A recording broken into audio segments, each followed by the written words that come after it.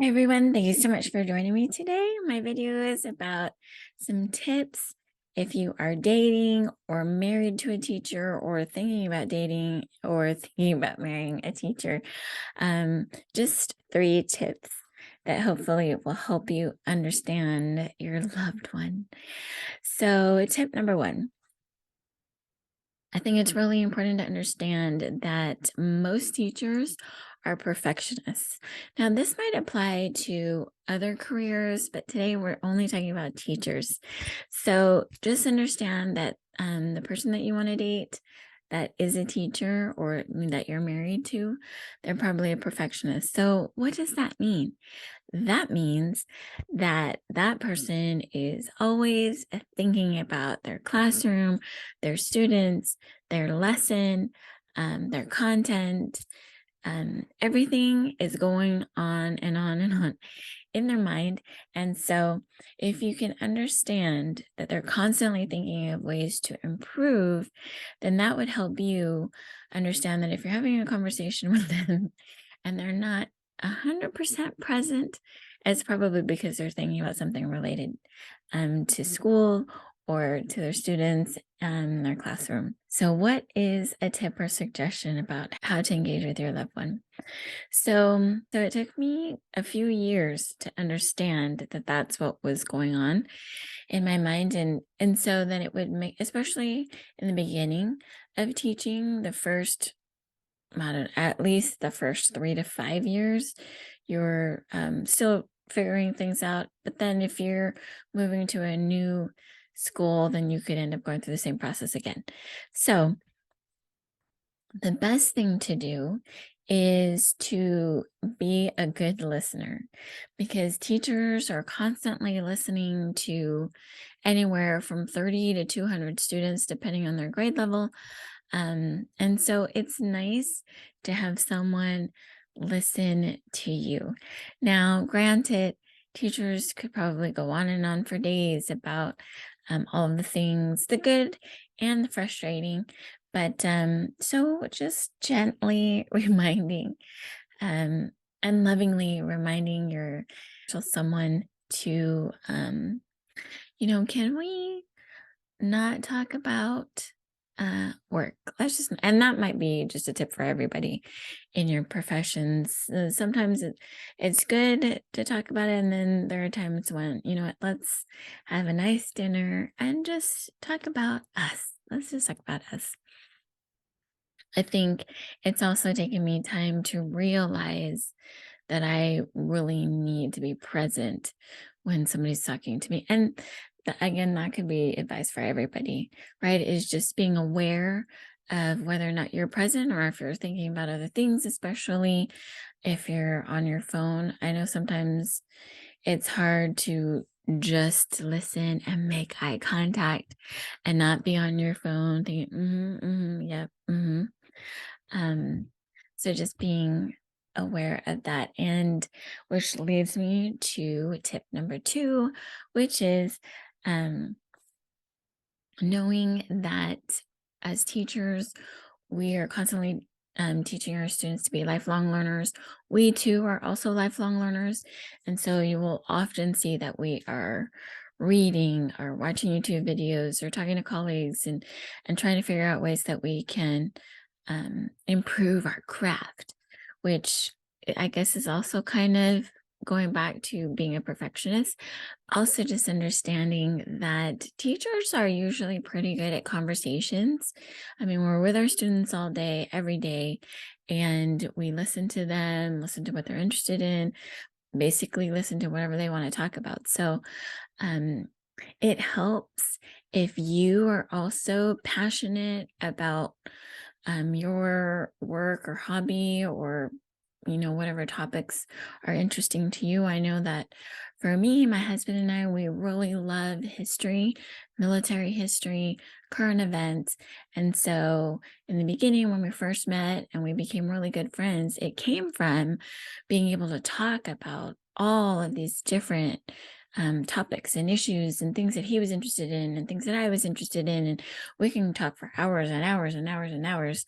Um, I'm not saying that all teachers are like that, but it does help if you have things that you're passionate about, so that there is that even exchange. So that's tip number 2. And lastly, tip number 3, I would have to say it's really important to understand time. Time is a very precious thing. And so, as teachers have so many things going on, and again, it's very different because you have, and I've been a secondary teacher, so I've always had anywhere from 125 to 225 students for the school year. And well, I guess it depends.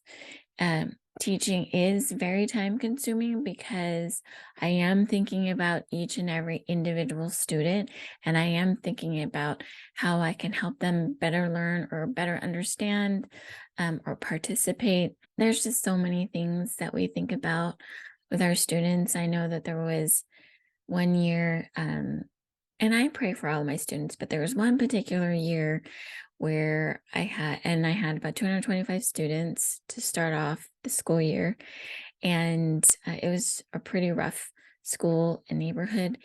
Sometimes you can feel really helpless about what you can do to help them. And so I made this decision this particular school year that I was going to pray and fast for 10 students each week by name. And so just praying for them specifically about, as I interacted with them, and the things that they would tell me, or, that they look like they were having a hard time, or maybe that they didn't even come to school. Um, so just to give an example of how teaching can really impact your personal life and your time. So when a teacher sets time aside to go on a date or whatnot, to do all of these things, I mean, it's a big deal. It's a sacrifice of time. It's a very special thing to take the time to spend with loved ones.